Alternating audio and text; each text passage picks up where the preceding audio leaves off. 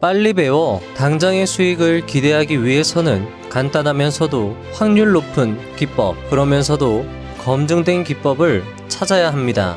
어떤 분들은 복잡한 기법과 조건 검색식에 수십, 수백만 원의 돈을 쓰지만 수천만 권이 팔린 슈퍼 베스트셀러 주식 투자의 지혜의 저자 천장팅은 좋은 매매 기법은 쉽고 명확하다며 중요한 몇 가지만 확실히 체득하여 아는 대로 행동하는 것이 수익을 내는 데 있어 가장 중요하다고 강조했습니다. 수십, 수백만 원의 돈을 써서 간단 명료하고 확률이 높으면서도 검증된 기법을 찾으면 다행이지만 높은 확률로 그런 기법을 찾기란 매우 어려울 것입니다. 왜냐하면 간단 명료하면서도 확률이 높고 검증된 기법은 이미 공개되어 있기 때문인데요. 이미 공개된 무료의 기법이라고 하면 사람들은 그것을 하찮게 여기지만 단 10줄로 구성된 위 3가지 무료 기법으로 누군가는 지금도 주식으로 떼돈을 벌고 있습니다. 위 기법은 주식 투자로 실패한 한 인생을 구제했고 1000만 원의 종잣돈밖에 없었던 한 학원 원장의 삶을 바꿔 주었으며 기저귀 값이 없어 쩔쩔매던 한 가장의 인생을 역전시켜 주었습니다. 만약 여러분이 주식 투자 경력이 5년 이하이고 주식 투자로 계좌가 쌓이고 있지 않다면 더도 말고 덜도 말고 딱 10줄로 구성된 이 3가지 기법만 써보실 것을 강력 추천드립니다.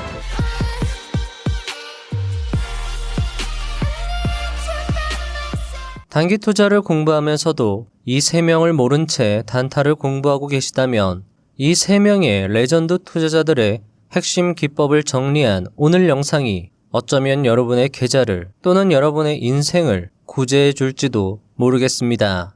보컬 김영준, 실전투자대회 12회 수상, 1년 수익 45억, 1년 20억 이상 번 것만 5년, 월 단위 손실 없이 누적 수익 200억 이상의 검증된 투자자입니다. 남석관, 실전투자대회 6회 수상, 종잣돈 1000만 원을 8천만 원으로 불린 후 다시 1년 만에 6억 이상의 수익. 투자를 하는 22년 동안 단 한 해도 손실을 보지 않았고 아직도 현역으로 활동하며 수백억의 자산을 운용하는 역시 검증된 투자자입니다. 밀렉 강창권, 실전투자대회 6회 수상, 신정재, 청사진 등 수많은 억대 트레이더의 스승, 지금도 하루 1억 이상의 수익을 인증하는 역시 검증된 투자자입니다. 지금도 유튜브 등을 통해서 활동하는 유명한 투자자, 트레이더 분들이 많지만 레전드라는 수식어가 어울리는 단기 투자자를 찾는다면 이 3명은 반드시 포함될 것이며 그들의 투자 기법은 단기 투자로 수익을 내려는 분들에게 올바른 길을 제시할 것입니다. 먼저 보컬 김영준 투자자의 기법입니다. 김영준 투자자의 신고가 거감자름 기법은 이미 채널에서 많이 소개드렸지만 오늘 다시 소개드리는 이유는 이 기법이 지금 장세에서 초보 투자자분들이 수익을 내기에 정말 좋은 기법이기 때문입니다. 중요한 만큼 오늘 매우 구체적으로 하나하나 기법을 뜯어가면서 설명을 드려보도록 하겠습니다. 먼저 이 기법을 추천드리는 이유부터 설명드리겠습니다. 먼저 이 기법은 김영준 투자자가 빚을 다 갚고 5억의 단기 수익을 챙기게 해준 고마운 기법에 해당합니다. 즉, 주식 투자에서 계속 실패를 맛보다가 이 기법으로 전세를 역전하고 투자의 감을 찾게 해준 기법이라고 할 수 있을 것 같습니다. 흙수저에서 금수저가 될 수 있었던 계기를 마련해준 기법입니다.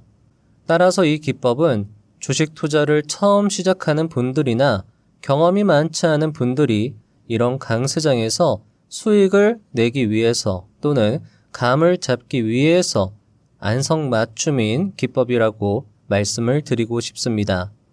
두 번째 이유는 지금도 먹히고 있는 투자 기법이고 이 기법으로 큰 돈을 번 투자자들이 다수 있다라는 것입니다. 회사원 A씨 역시 해당 기법으로 큰 수익을 내고 있고 댓글을 봐도 해당 기법만 사용하겠다라는 분들도 계실 만큼 사용을 해보면 수익 확률이 굉장히 높다라는 걸 알 수 있는 그런 기법입니다. 세 번째 이유는 종목 발굴과 매매가 쉽다는 것입니다. 복잡하고 어려워야지 좋은 기법이라고 생각할 수 있는데 좋은 기법은 간단하고 명확합니다. 왜냐하면 그래야 일관적으로 기법을 적용할 수 있기 때문입니다. 네 번째 이유는 지금 같은 강세장에서 해당 기법을 사용할 기회가 많기 때문입니다. 아무리 확률이 높은 기법이다 하더라도 예를 들어 엔벨로프 하단선 터치 기법이다 하더라도 지금 같은 강세장에서는 해당 타점이 아예 나오질 않습니다. 그리고 지금 같은 강세 장세에서는 눌림 타점도 좋지만 돌파 타점 역시 사용의 묘미가 있습니다. 왜냐하면 시장이 강하면 가격이 눌리지 않고 바로 상승하는 경우가 많기 때문입니다. 자, 그럼 신고가 거감 자름 기법을 본격적으로 설명드려 보도록 하겠습니다. 앞서 말씀드린 것처럼 이 기법의 큰 장점은 간단, 명료하다라는 겁니다. 한마디로 표현이 가능한데요. 강력한 거래량으로 신고가를 돌파한 수급 종목이 상승 음봉 또는 상승 양봉이 발생한다면 매수, 그리고 5일선을 기준으로 매도하는 기법입니다. 자, 어떤가요? 정말 간단하죠? 자, 그러면 여기에서 궁금해지는 것이 강력한 거래량이라 함은 무엇을 의미하며 신고가, 수급, 상승 음봉과 상승 양봉, 거감, 자름, 그리고 5일선을 기준으로 한다라는 게 정확히 어떻게 하는 것인지 이게 궁금하실 수 있는데요. 하나하나 자세하게 설명을 드려보도록 하겠습니다. 먼저 강력한 거래량입니다. 구체적으로 표현하면 평소 대비 1.5배 이상의 거래량으로 정의를 하면 적절할 것입니다. 예시를 들면 좀 더 이해가 쉬울 텐데요. 해당 종목은 바로 이번 주였죠. 금요일에 상한가를 기록한 현대 오토에버의 차트입니다. 해당 종목은 김영준 투자자의 기법에 부합하는 차트의 모양을 보여주고 있습니다. 보시면 장대 양봉으로 이때 상한가를 갔죠. 장대 양봉으로 전고점을 돌파한 걸 확인할 수 있습니다. 게다가 고점 라인을 보시면 계속 이 가격 라인을 건드린 걸 확인할 수 있습니다.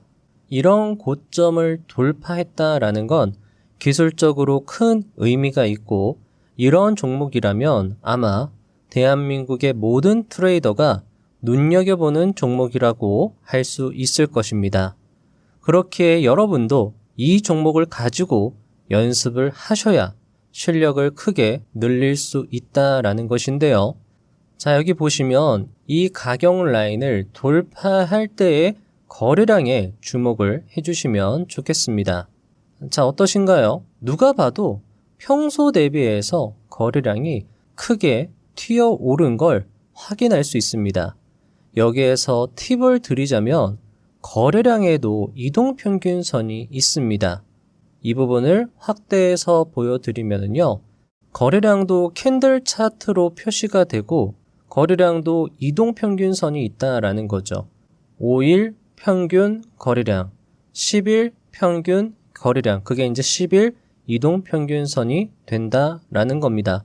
이때 평소 거래량이라 하면 50일에서 60일 이동평균선을 보시면 됩니다. 여기에서 60일 이동평균선은 초록색으로 표시가 되고요. 초록색 이동평균선은 이렇게 표시가 되는 걸 확인할 수 있습니다. 자, 그렇다면 현대 오토에버의 장대 양봉 당일의 거래량은 어느 정도 될까요? 초록색 선 60일 이동평균선이 여기에 위치하고 있기 때문에 평소 대비해서 1배, 2배, 최소 2배 이상, 많게는 3배, 4배까지 상승한 걸 확인할 수 있습니다. 대충 봐도 2배 이상이다라고 하면 아, 강력한 거래량으로 돌파했구나 라고 판단을 내릴 수 있다라는 것이죠. 자, 그러면 여기에서 또 신고가는 무엇을 의미하는 것일까요? 신고가도 종류가 다양합니다. 20일 신고가, 60일 신고가, 52주 신고가. 52주 신고가라고 하면 대략 1년의 신고가를 이야기합니다. 하지만 여기에서 가장 강력한 신고가는 역사적 신고가입니다. 한 번도 도달한 적이 없는 영역으로 주가가 상승했다는 것 그 자체만으로 해당 기업에 큰 호재가 있다는 걸 알 수 있는 것인데요. 그렇다면 역사적 신고가는 어떻게 확인할까요? 이는 월봉 차트로 쉽게 확인할 수 있습니다. 자, 차트에서 여기 부분이죠. 월 부분을 클릭하시면 월봉 차트를 확인하실 수 있고요. 여기 부분을 여러 번 클릭하면 시계열을 길게 늘려서 확인이 가능합니다. 자, 이렇게 월봉으로 보면 해당 주가의 위치가 신고가인지 아닌지, 그리고 역사적 신고가인지 아닌지를 바로 손쉽게 확인을 할 수 있다는 거죠. 현재 현대오토에버의 주가의 위치는 한 번도 도달한 적이 없는 신고가 영역인 것을 확인할 수 있습니다. 자, 이 신고가가 얼마나 중요한 개념이냐라고 하면 서울대 교수님이죠. 문병로 교수님의 저서 매트릭 스튜디오를 읽어보면 유명한 기술적 분석의 지표들을 데이터로 싹 검증을 하셨는데 그 중에서 가장 신뢰도가 높은 기법을 신고가 기법이라고 말씀하실 정도로 이 신고가는 굉장히 중요한 지표다라는 걸 알아주시면 좋을 것 같습니다. 아마 오늘 영상을 쭉 들어보시면 정말 신고가가 중요한 기법이구나 라는 걸 다시 한번 새삼 느끼시게 될 수 있을 겁니다. 자, 다음은 수급입니다. 김영준 투자자는 신고가 음봉 기법에서 중요한 요인을, 지표를 수급이라고 언급하고 있었습니다. 외국인의 수급보다는 기관 투자자의 수급이 중요하고, 그리고 돌파 이전부터 연속 수급이 들어왔다면 신고가 돌파 이후의 지역에서는 절대 기관 투자자들이 털고 나가지 못한다라고 강조하기도 했는데요. 따라서 여러분들이 신고가 거감자름 기법을 사용할 때 수급을 꼭 확인해 보셔야 한다라는 거죠. 자, 수급은 키움증권 0796 투자자별 매매 동향, 종목별 투자자로 확인을 할 수 있습니다. 현대오토에버의 경우에 5월 8일에 장대 양봉을 뽑을 때 외국인과 기관의 매수세가 들어온 걸 확인할 수 있고요. 이 부분을 좀 더 확대해서 보여봐 드린다라고 하면, 자, 여러분들 어떠신가요? 이 장대 양봉 이전에 기관 또는 외국인의 연속 수급이 들어왔다라고 판단이 되시나요? 이런 것들을 판단하는 것이 경험값이라고 할 수 있을 겁니다. 사실 애매하죠? 연속으로 들어온 것 같기도 하고 아닌 것 같기도 하고, 하지만 대체적으로 연속 수급이 있었다고 볼 수 있을 겁니다. 자, 수급과 관련해서는 산일전기가 좋은 예시가 될 수 있을 겁니다. 산일전기의 경우에는 이날 요게 역사적 고점 라인이었습니다. 역사적 고점 라인을 돌파했고요. 거감자름 타점 이후로 현재 70% 수익률을 기록하고 있습니다. 꽤 단기간에 큰 수익을 거둘 수 있는 게 이 기법의 장점이라고 계속 강조를 드릴 수 있을 것 같고요. 자, 그렇다면 이 돌파 이전에 이 시기에서의 산일전기의 수급은 어땠을까요? 산일전기는 4월 13일에 장대 양봉을 뽑았고요. 보시면 그 이전부터 연속적으로 기관 투자자가 매수한 것을 확인할 수 있습니다. 매일 매수한 건 아니었어요. 한 이틀 정도는 매도세가 출현되었고요. 그 외에 나머지 날에는 계속 수급이 들어왔다라는 거죠. 이런 움직임을 기관의 연속 수급이 있었다라고 볼 수 있는 것이고요. 다시 한번 현대오토에버로 돌아와 보겠습니다. 산일전기에 대비해서는 연속 수급이 안 들어온 것 같기도 합니다. 거래일을 더 꼼꼼하게 따져보면 총 17거래일 중에서 10거래일을 매수했고 7거래일에는 매도세가 출현됩니다. 자, 이렇게 보면 17일 중에 10일을 매수했으니까 상대적으로 연속 매수가 있었던 것 아닌가? 이렇게도 생각을 해볼 수 있다라는 거죠. 자, 여기에서 또 중요하게 볼 수 있는 게 바로 이 부분입니다. 장대 양봉이 나올 때 외국인과 기관은 매수했고요. 그만큼 개인 투자자들이 물량을 쏟아낸 걸 확인할 수 있습니다. 그런데 이 개인 투자자들의 물량은 그 이전부터 개인 투자자가 모아왔던 물량에 해당합니다. 그러니까 장대 양봉이 나왔을 때 기관과 개인의 손바뀜이 이루어졌다. 이렇게도 우리가 해석을 할 수 있다는 거죠. 장대 양봉에서 외국인과 기관이 물량이 들어왔다라고 하면 추가적으로 상승할 수 있겠다라는 아이디어를 만들 수 있을 겁니다. 자, 다음으로 상승 음봉 또는 상승 양봉, 그리고 거감 짜름, 그리고 거감 짤 양입니다. 이때 상승이 의미하는 건 5일선 위에 위치하고 있음을 의미하고요. 거감, 거래량이 말랐다라는 의미는 앞에서 말씀드린 거래량 차트에서 5일 이동평균선 아래에 거래량 캔들이 위치하고 있다. 짧다라는 건 도지형 캔들을 말합니다. 보통 10% 몸통 이상의 캔들을 장대 양봉이라고 하는데요. 짧은 캔들이다 라고 하면 몸통이 5% 이하, 3% 이하 이렇게 생각을 하시면 좋을 것 같습니다. 역시 사례로 설명을 드리면 이해가 쉬울 것입니다. 산일전기에서의 거감, 짜름, 타점입니다. 보시면 이때 거래량이 평소 대비해서 음봉에서 굉장히 작아진 걸 확인할 수 있습니다.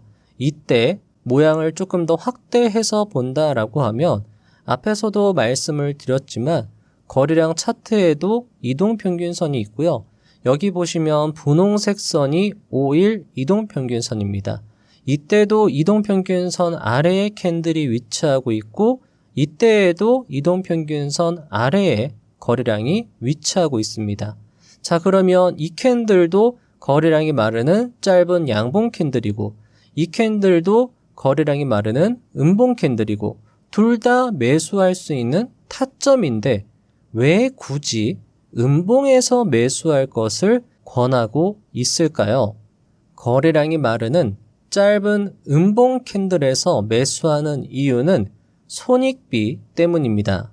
5일 이동평균선 위에서 짧은 음봉이 나왔다라는 건 종가가 5일 이동평균선과 이격이 좁다라는 걸 의미합니다. 자, 여기서 여러분들은 또 왜 거래량이 마르는 캔들에서 대응해야 합니까? 라고 물어보실 수 있는데요. 거래량이 감소했다라는 의미는 소강 상태 또는 폭풍 전야를 의미합니다. 팔 사람들은 다 팔았고 살 사람들도 다 산 상태인 거죠. 그래서 거래량이 평소 대비해서 줄어든 것입니다. 다시 말하면 매도세와 매수세가 팽팽하게 맞선 가운데 휴전 상태라고도 볼 수 있는 거죠. 자, 만약에 이런 팽팽한 균형 잡힌 긴장 속에서 이후에 매수세가 유입이 되면서 상승한다면 이는 강력한 상승 신호로 볼 수 있고요. 만약에 이후에 하락하면서 매도세가 더 강하게 유입이 된다라고 하면 강력한 하락 신호로 볼 수 있다라는 겁니다. 따라서 거래량이 마르는 이 지점은 중요한 변곡점이 될 수 있다라는 것이죠. 자, 만약에 거감 자름 캔들 이후에 양봉 캔들이 출현하면서 5일선이 우상향으로 유지가 된다라고 하면 이는 강력한 상승의 전조 신호로 볼 수 있고, 따라서 보유하면서 수익을 극대화할 수 있고요. 만약에 거감 자름 이후 음봉 캔들이 출현하면서 캔들이 5일선을 이탈한다라고 하면 이는 강력한 하락의 전조 신호로 보고 바로 팔고 나가서 손실을 최소화할 수 있다라는 겁니다. 산일전기의 사례에서도 거감 자름 캔들 이후로 양봉 캔들이 출현하고요. 그 이후로 한 번도 5일선 이탈 없이 상승하다가 이후에 강력한 시세 분출이 연출됩니다. 따라서 이 캔들에서 매도세와 매수세가 이미 소강 상태인 거죠. 이미 다 소진된 겁니다. 작은 매수세와 매도세가 팽팽히 긴장을 유지하고 있는데 매수세가 유입이 됐다. 그리고 그 매수세가 유지가 됐다라는 건 이미 매도세가 말라버렸다라는 것을 의미하는 것이고, 그렇기 때문에 5일선을 이탈하지 않는 것이고, 그렇기 때문에 매도세가 말랐기 때문에 조금만 매수세가 강하게 유입이 되면 이런 식으로 장대 양봉이 위로 쭉쭉 올라가는 거죠. 일본의 유명 가치 투자자인 사와카미 야스토의 경우에는 매도세가 마르고 매수세가 유입이 되면 주가는 위로 빨려 올라가듯이 상승한다라는 표현을 쓰기도 했습니다. 그런 주가의 원리를 이용한 것이 바로 신고가 거감 자름 기법이다라고 설명을 드릴 수 있는 것이고요. 자, 거감 자름 대응을 다시 한번 정리하면 중요한 변곡점에서 최대한 손절 라인과 가깝게 대응하여 손실은 최소화하고 수익을 극대화하는 그런 노림 타점이다 라고 이해를 해주시면 좋을 것 같습니다.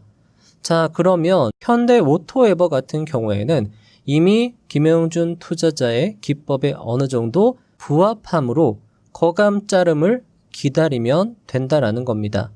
여기에서 이 기법의 장점이 또 하나 도출이 되는데요. 종목을 선정하고 기다릴 수 있다라는 장점이 있습니다. 게다가 타점이 대체로 빨리 나옵니다. 안 나올 거면은요, 아예 안 나오고요. 나올 거면 며칠 내로 나오는 게 이 기법의 장점입니다. 최근에 역사적 고점을 강력한 거래량으로 돌파한 필옵틱스에서도 이 장점을 찾아볼 수 있는데요. 필옵틱스는 이날이죠. 요날 월봉 차트로 봤을 때 역사적 고점을 돌파했습니다. 완전히 신고가 영역으로 가격이 올라간 거죠. 자, 그런데 그 다음날 봤더니 거래량이 꽤 붙으면서 장대 음봉이 나왔습니다. 이러면 기법을 적용할 수가 없는 거죠. 게다가 이런 식으로 어느 정도 거래량이 붙으면서 장대 음봉이 나오면 바로 상승하기가 굉장히 어렵습니다. 왜냐하면 여기에 몰려있는 매물대를 소화하기 위해서는 옆으로 횡보하는 기간 조정이 필요하기 때문입니다. 그렇기 때문에 바로 대응하기보다는 신중하게 대응을 할 수 있다라는 것이 이 기법의 장점이다라는 거죠. 게다가 필옵틱스의 경우에는 딱 보시면 이전부터 연속 수급이 있었느냐라고 봤을 때 애매합니다. 앞에 현대오토에버랑 비교를 해보시면 오른쪽이 현대오토에버, 왼쪽이 필옵틱스인데요. 현대오토에버는 그래도 매수가 더 많습니다. 매수한 날이 더 많아요. 하지만 필옵틱스는 딱 봐도 그렇지 않습니다. 자, 이런 식으로 여러분들이 어떤 기법을 공식처럼 딱딱 사용하는 건 좀 어려울 수 있어요. 왜냐하면 다양한 사례가 있고 공식에 완전히 부합하게 종목들이 흘러가지 않는다라는 거죠. 그래서 이런 경험값이 중요하다라는 겁니다.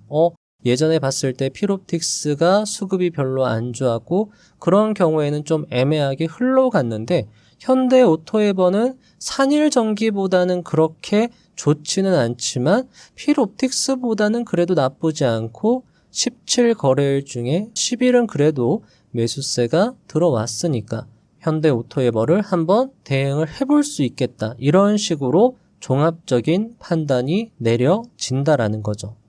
자, 그리고 또 어떤 분들은 여기에서 예리하신 분들은 이렇게도 물어보실 수 있을 거예요.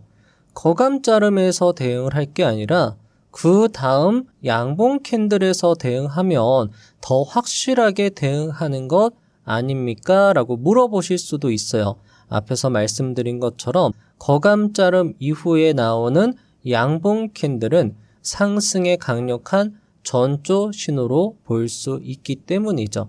하지만 양봉에서 매수하는 것이 아니라 음봉에서 매수하는 이유는 역시나 손익비 때문입니다. 음봉 캔들에서의 종가는 5일 선과의 이격이 좁고요.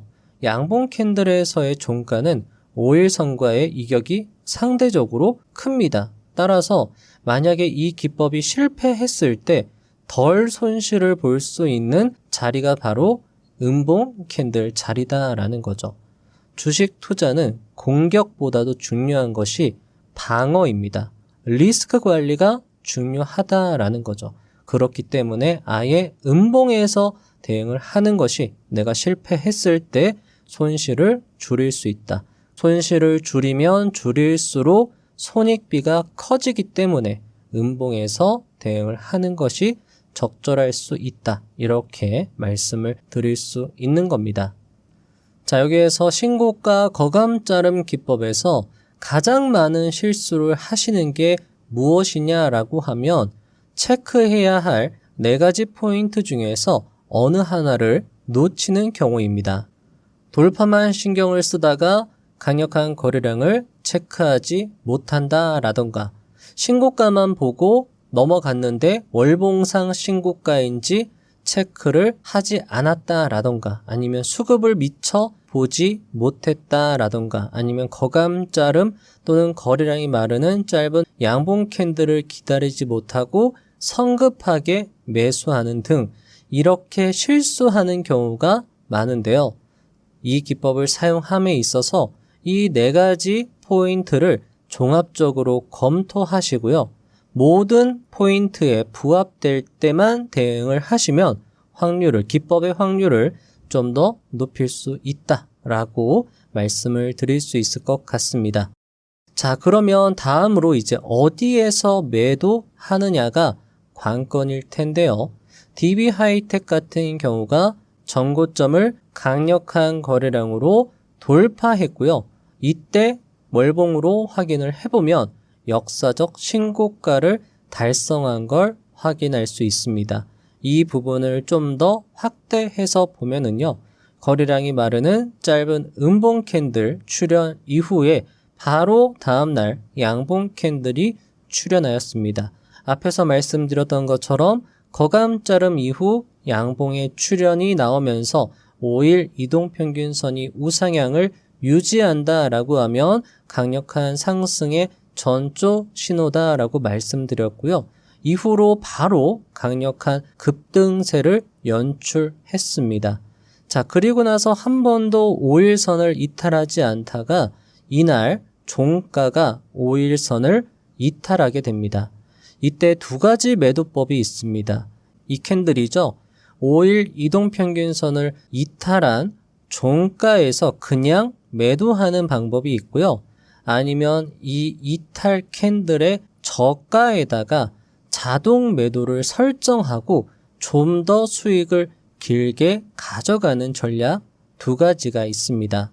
보통 대시세를 주는 종목은 10일 이동평균선을 타면서 상승하는 경우가 많기 때문에 수익을 길게 유지하는 측면에서 5일선 이탈할 때 1차 매도 그리고 10일 이동평균선을 이탈할 때 2차 매도 등의 방법을 사용할 수 있습니다. 이때에도 역시 매도 기법의 응용이 가능합니다. 10일선을 기준으로 할 수 있고요. 21선, 51선까지도 대응을 할 수 있는데 만약에 여러분들이 너무 헷갈린다라고 생각이 드시면 원칙을 지키는 게 중요하기 때문에 그냥 5일선을 이탈했을 때 매도하는 전략을 사용하시면서 계속 사용하다 보면 분명히 요 기법은 이렇게 조금 수정을 하면 훨씬 더 좋을 수 있겠다. 나한테 잘 맞을 수 있겠다. 그런 생각이 분명히 들거든요. 그때 여러분들이 기법을 조금씩 수정, 보완해 나가시면서 여러분의 스타일로 만들어 보시면 좋을 것 같습니다. 자, 예를 들어서 레인보우 로보틱스 같은 경우가 보시면 이 전고점을 강력한 거래량으로 갭상승 돌파를 했습니다. 이때 역사적 신고가는 아닌데 52주 신고가 갭상승 돌파였거든요. 자, 그리고 나서 거감자름 캔들이 출현합니다. 거래량이 마르는 짧은 음봉 캔들이 5일선 위에 위치하게 되고요. 보시면 옆으로 계속 기면서 5일선을 훼손하지 않고 있다가 요날 5일선 훼손하는 캔들이 나옵니다. 11선까지도 굉장히 위태로워 보였는데요. 자, 이런 식으로 전고점을 강력한 갭상승으로 돌파하는 종목들은요. 한 번 더 2차 상승하는 경우가 많기 때문에 5일선보다도 11선까지 여유를 주면서 대응을 하는 것이 좀 더 좋을 수 있습니다. 자, APR의 경우에도요. 거감자름 타점에서 계속 길게 유지했다라고 하면 지금 현재 327%의 수익을 누릴 수 있었는데요. APR의 경우에는 이때 장대 양봉이 나오면서 신고가를 형성하게 되고 거감자름 캔들이 여기에서 출현합니다. 마찬가지로 5일선을 이탈했지만 11선이 바로 아래에서 지지를 해주고 있다라고 하면 너무 급하게 매도를 하기보다는 11선을 기준으로 보유하는 전략을 사용한다라고 하면 좀 더 수익을 극대화할 수 있고요. 만약에 이렇게 버티는 경우다라고 하면 앞에서 말씀드린 4가지 조건 모두 부합한다라고 하면 좀 더 여지를 줄 수 있다. 이렇게 생각하고 대응을 해 나가시면 좋을 것 같습니다. 자, 만약에 5일선을 이탈했는데 11선이 너무 아래에 위치하고 있다. 내가 11선까지 버티면 손실이 너무 커질 것 같다라고 생각이 되시면 그냥 매도하는 게 더 좋겠죠. 자, 이제 다시 신고가 거감자름 정리해 보도록 하겠습니다. 강력한 거래량으로 신고가를 돌파한 수급 종목이 거래량이 마르는 상승 음봉 또는 상승 양봉이 발생한다면 매수하고요. 5일선을 기준으로 매도하는 기법입니다. 체크해야 할 4가지 포인트는 그대로입니다. 명문 그대로죠. 강력한 거래량, 신고가를 월봉으로 확인하고요. 수급을 확인하고 거감 자름 또는 거감 짤 양 이것을 확인하는 것입니다. 4가지를 종합적으로 검토를 하시고요. 모두 부합될 때 강력하게 대응하면 역시나 수익을 극대화할 수 있다. 이렇게 생각하고 대응을 해 나가시면 좋을 것 같습니다. 자, 신고가 거감자름의 종목 발굴도 중요하겠죠. 요거는 오히려 간단합니다.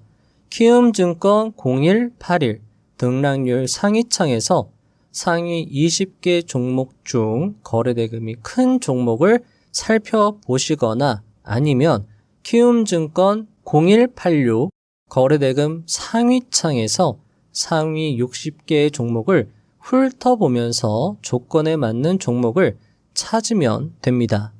여러분들이 조금 어렵다, 2개 다 보기가 어렵다라고 하시면 거래대금 상위창을 맨 위부터 60개까지 쭉 살펴보시는 게 아마 훨씬 더 신고가 거감자름 차트를 찾는데 수월하실 것 같습니다. 자, 다음으로 남석관 투자자님의 단기 투자 기법입니다. 남석관 투자자는 22년간 단 한 해의 손실이 없는 것으로 유명하고요. 그는 단기 투자를 이렇게 정의했습니다. 누군가가 단기 투자하지 말라라고 이야기를 한다면 그는 능력과 자신이 없는 사람이다 라고 이야기를 했습니다. 그러니까 단기 투자로 큰 돈을 버는 게 불가능하지 않다라는 거죠. 하지만 그는 동시에 단타로 수익을 내는 건 생각보다 어렵다라고 이야기를 했습니다. 불가능한 건 아니지만 생각보다 쉽지 않다. 따라서 단기 투자를 아무나 해서는 안 된다라고까지 이야기를 했는데요. 그러면서 단기 투자 확률을 높이는 방법을 이야기하고 있었습니다. 낮은 가격에 눌렸을 때 매수하는 N형 패턴을 강조했고요. 급등주를 높은 지점에서 추격 매수하는 건 굉장히 위험할 수 있다라고 이야기를 했습니다. 그리고 단기 투자는 작은 금액으로 감을 익히기에 좋고 너무 큰 금액을 가지고 대응하기에는 단기 투자는 본인조차도 부담된다라고 이야기를 했습니다. 그리고 장중에 매매하기보다는 종가에 매매하기를 권했습니다. 왜냐하면 장중에 매매를 하다 보면 뇌동 매매할 확률이 높아지기 때문이죠. 남석관 투자자님 같은 경우에 평소에 인터뷰나 이런 것들을 들어보면 굉장히 단기 투자에 자신 있는 모습을 보여주고 있습니다. 하지만 그럼에도 본인조차도 단기 투자는 꽤 어렵다라고 이야기를 하면서 되려 크게 수익을 내는 경우가 바로 스윙 투자다. 스윙 투자가 내 돈을 불리는 주력 매매다. 22년 수익의 근간이다 라고 이야기를 하고 있었습니다. 여기에서 김영준 투자자의 신고가 거감자름의 우수성이 드러나는데요. 신고가 거감자름은요, 추세 초입의 가능성이 높습니다. 대시세를 분출하는 초입에서 신고가의 거감자름 타점이 나온다라는 거죠. 따라서 5일선에서 짧게 대응도 가능하지만 길게도 대응할 수 있는 게 김영준 투자자의 신고가 거감자름 기법입니다. 데이트레이딩 전략이 아니라 단기 스윙 전략으로 사용할 수 있고 이는 남석관 투자자의 대시세 기법과 일맥상통하는 부분이었습니다. 자, 남석관 투자자의 대시세 기법, 그는 이 기법을 부자 기법이라고 이야기했는데요. 설명을 드려보도록 하겠습니다. 강세장에서 시대 중심주가 첫 장대 양봉을 뽑는다면 일단 매수, 그러면서 상승하며 5일선과 이격이 좁을 때 20에서 30% 비중 매수, 그리고 이후 10일 이동평균선까지 눌렸다가 다시 5일선을 회복할 때 모든 투자금을 매수, 그리고 20일 이동평균선을 이탈할 때 매도하는 기법입니다. 역시나 매수와 매도가 굉장히 객관적 지표에 의해서 명확하게 결정이 되는 특징이 있습니다. 남석관 투자자는 대시세를 주는 종목은 절대 21선을 완전히 이탈하지 않는다라고 강조하기도 했습니다. 그러면 여기에서 또 중요한 게 강세장은 무엇이며 시대중심주는 또 무엇이며 첫 장대 양봉, 5일 이격, 좁은 타점, 10일 눌림 후 5일선 회복은 무슨 모양이며 20일 이탈할 때 매도하는 건 어떻게 하는지 요게 또 궁금하실 수 있는데요. 하나하나 자세히 설명을 드려보도록 하겠습니다. 자, 강세장의 정의는요. 지수 캔들, 지수 차트에서 20일 이동평균선과 60일 이동평균선이 골든 크로스가 발생되면 남석관 투자자는 이를 보고 강세장이 시작되었구나 라고 판단을 했고요. 지수 캔들이 60일 이동평균선 위에 위치하고 있다면 이는 강세장이 진행 중이구나 라고 판단을 했다라고 합니다. 자, 보시면 코스피 차트에서 여기 보시면 20일선이 노란색 선이고 초록색 선이 60일 이동평균선입니다. 이때죠. 25년 5월경에 20일 이동평균선이 60일 이동평균선을 위로 돌파하면서 20일과 60일이 정배열되는 걸 확인할 수 있습니다. 그러니까 20일, 60일 골든 크로스가 발생되면 강세장이 시작되었구나 라고 판단을 내릴 수 있는 것이고요.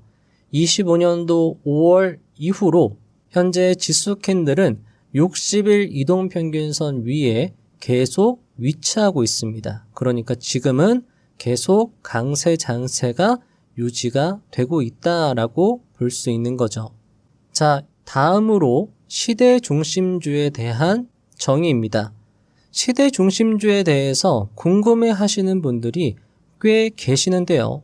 아래와 같이 정리하면 좀 더 여러분의 이해를 도울 수 있을 것 같습니다.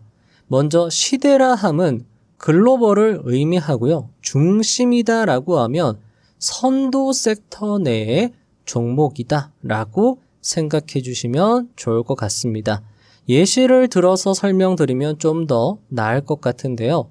자, 시대 중심의 예시를 들자면 반도체, 조선, 방산, 원전, 로봇, 2차 전지, 전력, 기기주 등을 꼽을 수 있습니다.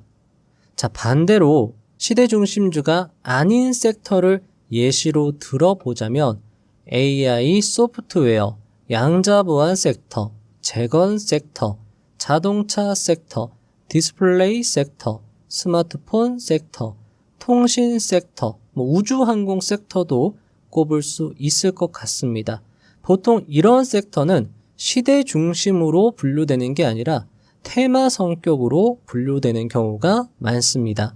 자, 그러면 여러분들이 왜 이런 종목은 시대 중심이 아닌가요? 라고 물어보실 수 있는데, 시대 중심이다라고 하면 글로벌적으로 선도적인 기술력을 보유하고 있는 섹터와 종목이어야 한다라고 생각해 주시면 좋을 것 같습니다. 기술력이 세계 1위 또는 2위 아니면 기술력이 전 세계적으로 압도적이다, 독점적 지위를 가지고 있다, 이렇게 생각해 주시면 좋을 것 같아요.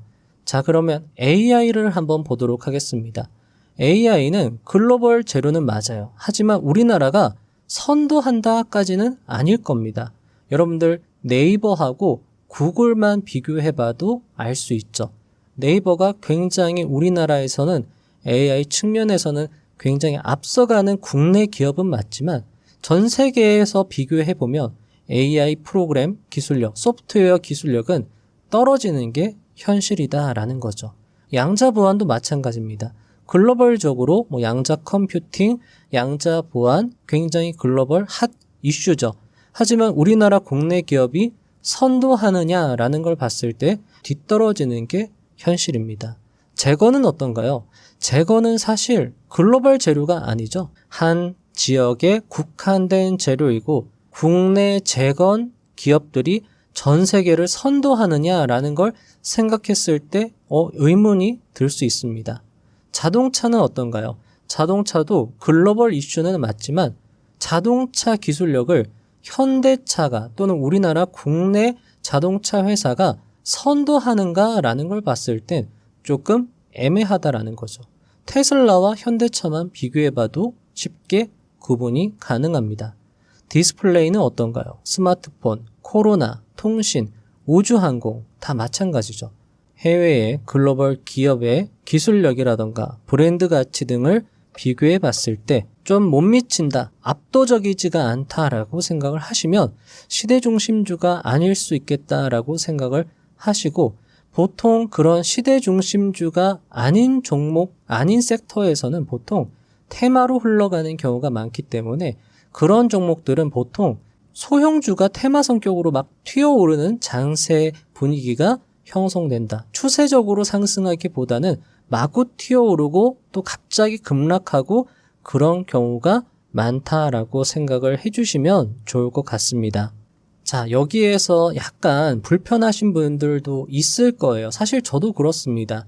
애국심과 관련해서 저 역시도 제 마음속의 1등은 현대차고 제 마음속의 1등은 갤럭시입니다. 양자 보안과 관련해서도 엑스게이트나 ICTK 같은 종목들이 글로벌 선도 기업이 되었으면 좋겠다라는 마음이 있다라는 거죠.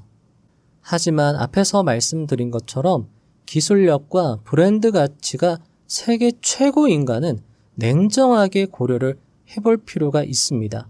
자, 여기에서 또 중요한 기준이 하나가 있는데 이렇게 생각하시면 좀 더 쉬울 것 같아요. 자, 만약에 어떤 섹터 내에서 우리나라 기업들이 없으면 그 파급이 전 세계 경제에 큰 영향을 미칠 정도다 라고 하면 그런 섹터를 우리는 시대 중심으로 볼 수 있다라는 겁니다. 자, 예를 들면은 반도체, 만약에 우리나라 기업이 반도체 안 만들면 전체 글로벌 시장이 흔들릴 수 있어요. 조선도 마찬가지죠. 우리나라가 당장의 조선업을 중지한다라고 하면 전 세계 물류 해양에 큰 영향을 미칠 수 있습니다. 방산도 마찬가지죠. 당장의 우리나라가 싸고 품질 좋은 제품을 생산하지 않으면 역시나 큰 파급력이 있다라는 겁니다. 원전도 마찬가지죠. 우리나라만큼 싸고 빠르고 튼튼하게 만들 수 있는 나라가 거의 없다라는 거죠. 로봇은 어떤가요? 로봇도 마찬가지입니다. 로봇 소프트웨어는 해외에 비해서 떨어질 수 있겠지만 로봇 부품과 관련해서는 굉장히 기술력이 높다라는 거죠. 2차 전지는 어떤가요? 저가형 2차 전지는 중국에 밀리지만 고품질 2차 전지는 아직까지도 우리나라가 선도적인 위치에 있다라는 겁니다. 전력기기는 어떤가요?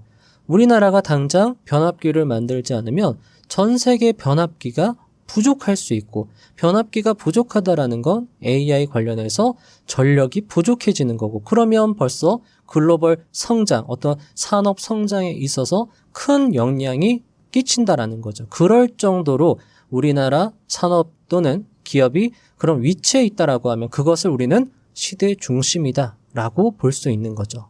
당장의 네이버라는 기업이 없어지면 과연 글로벌 AI 시장에 영향을 미칠 것인가?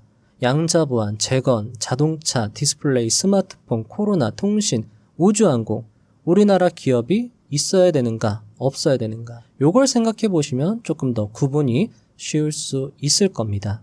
자, 여기에서 아무리 시대 중심 내의 섹터의 종목이다 하더라도 기술력이 턱없이 부족하거나 재무 건전성이 굉장히 좋지 않다라던가 너무 소형주라고 하면 그것은 테마로 분류될 수 있고요. 이런 테마인가 시대 중심인가라는 걸 구분하기 위해서라도 수급을 확인하는 게 필요합니다.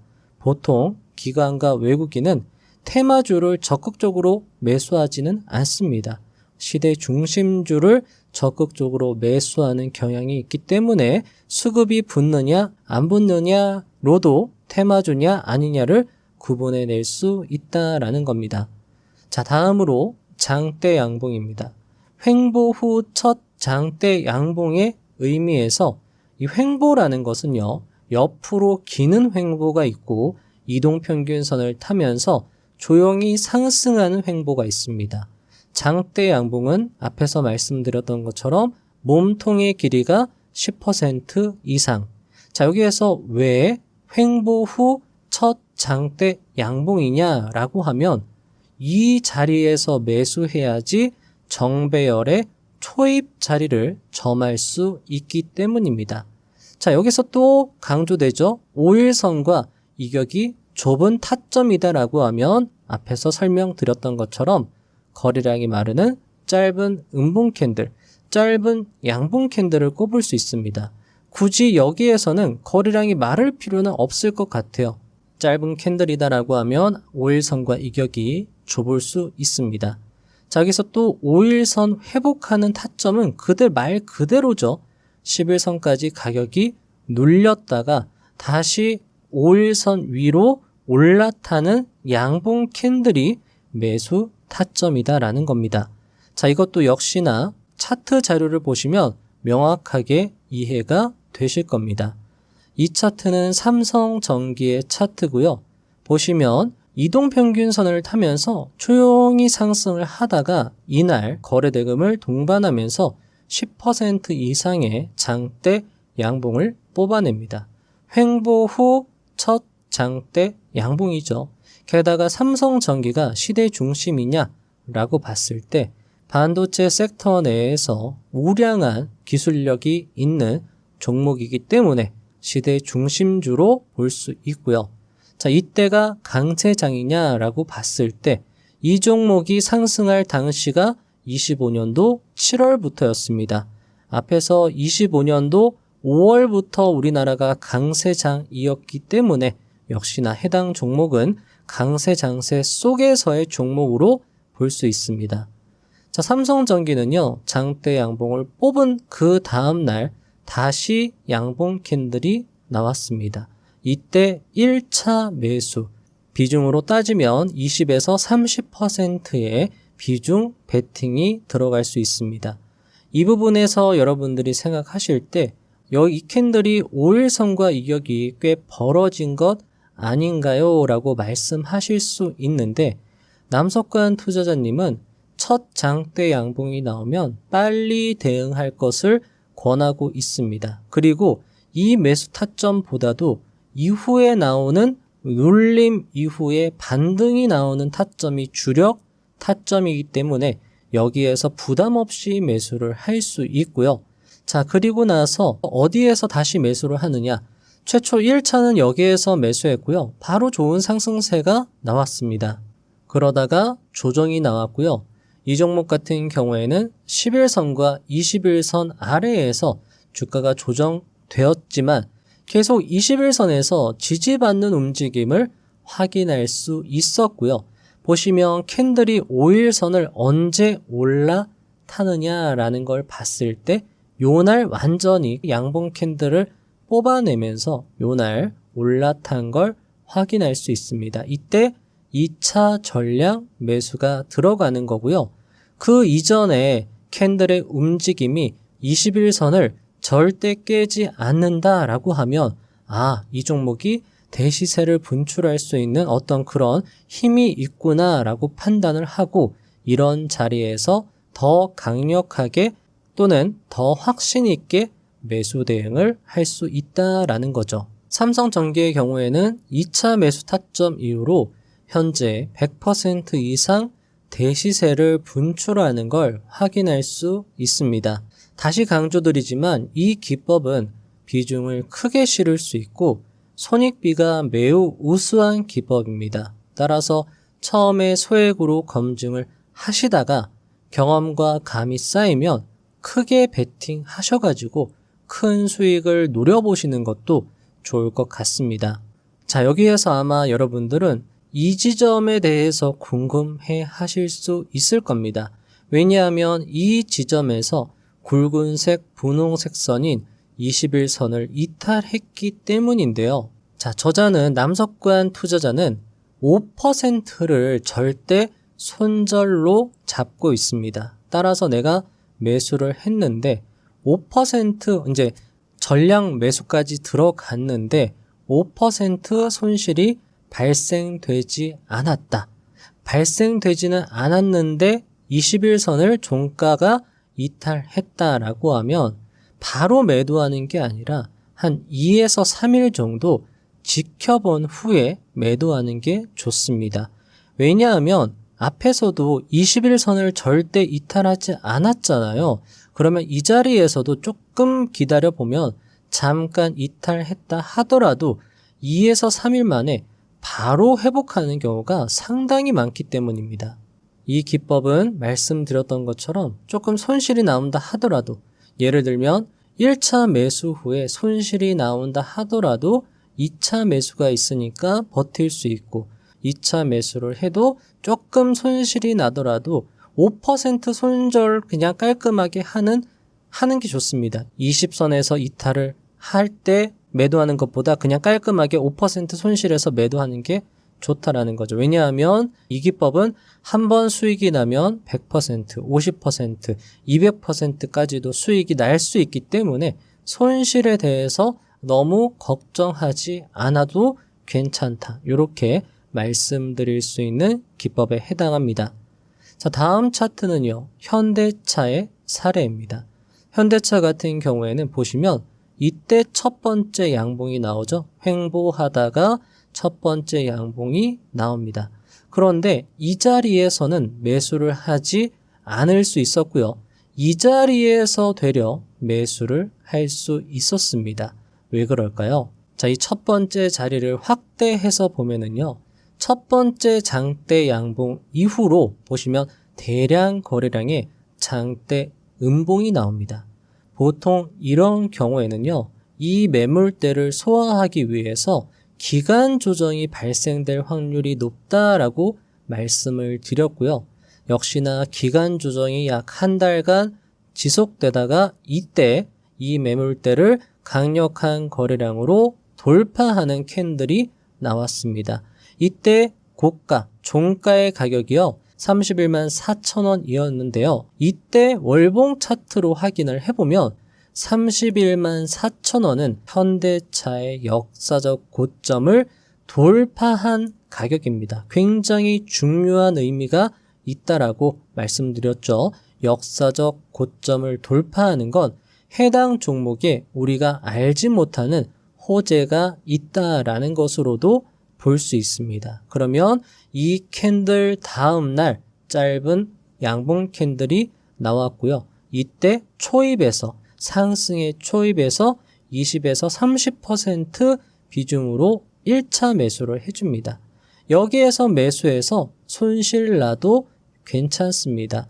여기에서 매수해서 조정이 나오면 손실이 발생하겠죠. 하지만 2차 매수 기회가 있습니다. 마찬가지죠. 20일선까지 눌렸다가 5일선에 완전하게 올라타는 양봉 캔들에서 70에서 80% 비중 매수를 실시해 줄 수 있습니다. 이 경우에는 현대차의 경우에 여기에서 2차 매수한 이 지점에서 계속 길게 가져가다가 이날 완전히 20일 이동평균선을 이탈하게 되고 이때 매도했다라고 하면 63%의 수익을 누릴 수 있었습니다. 자, 이 기법이 부자 기법인 이유는요. 첫 번째, 비중 베팅이 가능하고요. 수익을 길게 가져갈 경우 100% 이상의 수익이 가능합니다. 손익비를 따져봐도 5% 손절 대비 100% 이상의 수익이 난다라고 하면 1대3 이상의 훨씬 넘는 손익비를 자랑하기 때문에 매우 우수한 기법에 해당하고요. 만약에 단타로 1,000만 원 대응한다라고 하면 이 기법으로는 1억까지도 대응이 가능한 기법에 해당한다라고 말씀을 드릴 수 있을 것 같습니다.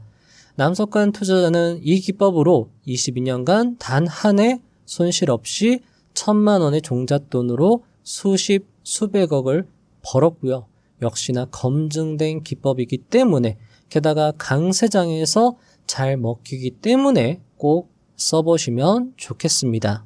자, 다시 한번 정리하도록 하겠습니다. 남석관 투자자의 대시세 기법, 부자 기법 암기할 필요가 있고요. 강세장에서 시대 중심주가 첫 장대 양봉을 뽑는다면 일단 매수, 상승하면서 5일선과 이격이 좁을 때 20에서 30% 1차 비중 매수, 이후 10일선 눌림 이후 5일선 회복 시 모든 투자금으로 매수, 이때 20일을 이탈하는지 안 하는지가 굉장히 중요한 기준이 될 수 있고 20일선을 이탈하지 않는다라고 하면 대시세를 줄 수 있는 종목이구나 라고 판단을 할 수 있고 21선을 이탈하면 깔끔하게 수익을 실현할 수 있는 기법에 해당합니다. 역시나 이 명문 그대로 체크하시면 됩니다. 강세장인지 시대 중심주인지 횡보 후 첫 장대 양봉인지 이때도 신고가 그리고 월봉상 역사적 신고가인지 확인하는 건 굉장히 중요하고요. 그리고 5일 이동평균선과 좁은 양봉 캔들 그리고 10일 눌림 후 5일 회복 그리고 20일 이탈 매도 역시나 중요하게 체크하시고 종합적으로 고려하시면 좋을 것 같습니다.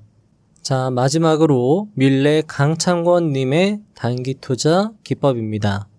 억대 트레이더의 스승 그리고 하루에 1억 이상 여전히 수익을 내는 투자자로 유명하고요. 그는 자신의 기법을 CK480 기법이라고 명명하면서 다음과 같이 설명했습니다. 1분봉을 단타 매매의 나침반이다. 그리고 1분봉상 5선, 10선, 20선, 240선, 480선을 강조했고요. 자, CK480 기법에서 알 수 있듯이 480선을 가장 강조했습니다. 강창권님은 480선 기법은 자신이 자주 활용하는 기법이다. 즉, 확률이 높은 기법이다 라고 볼 수 있고, 이 CK는요, 창권의 이니셜에 해당합니다. 자신의 이름을 붙일 만큼 자신 있는 기법이다 라고 볼 수 있는 것이고요. 기법을 설명하면 다음과 같습니다. 전일 또는 당일 15% 이상 상승했다가 1분 봉상 480분 선까지 하락한 종목을 대상으로 20에서 30분 횡보 시 분할 매수, 이후 1에서 3% 수익 시 익절, 마이너스 2% 손절, 철저 준수, 그리고 오후 2시 30분 이후로는 매수 금지 기법입니다. 자, 여기에서 중요하게 봐야 되는 게 전일 또는 당일 15% 이상의 종목인데요. 사실 전일 또는 당일 15% 종목은 너무 많습니다. 따라서 대상을 축소할 필요가 있고, 이때 단체 상승의 테마 중에서 1등주 또는 상한가를 간 종목이죠. 또는 거래대금 1등 종목을 다음날 대응하는 것으로 축소할 수 있습니다. 보시면 4월 28일에 철강 관련주가 단체 상승이 나왔고, 이때 거래대금 1위와 동시에 상한가를 간 종목은 넥스틸이었습니다. 그러면 넥스틸을 다음날 보는 거죠. 넥스틸의 상한가 다음날 1분봉 차트입니다.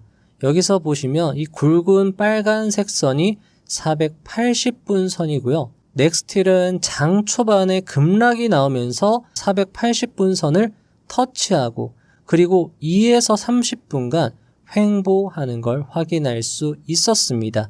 이때 480선의 지지를 받는 걸 확인할 수 있고, 그러면 480선 지지받는 부분에서 분할로 매수 대응해서 1% 이상 수익 주면 분할 익절하는 기법입니다. 마치며 오늘 영상 어떻게 들으셨나요? 아마 이렇게 들으셔도 이 기법이 얼마나 대단한 기법인지 바로 알아채기는 힘드실 수도 있을 겁니다. 왜냐하면 아무리 대단한 기법도 직접 사용해 보면서 감과 디테일을 익혀야지 완전 자신의 것으로 체득할 수 있기 때문입니다.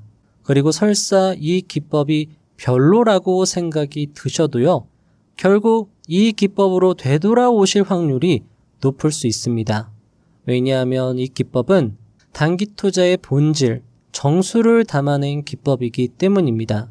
물론 아무리 좋은 옷도 자신에게 맞지 않으면 쓸모가 없을 것입니다. 하지만 그럼에도 위 기법은 주식 투자의 본질을 담아내고 있기에 성공 투자에 있어서 보편적 성공 투자법이라 할 수 있다라는 것이죠.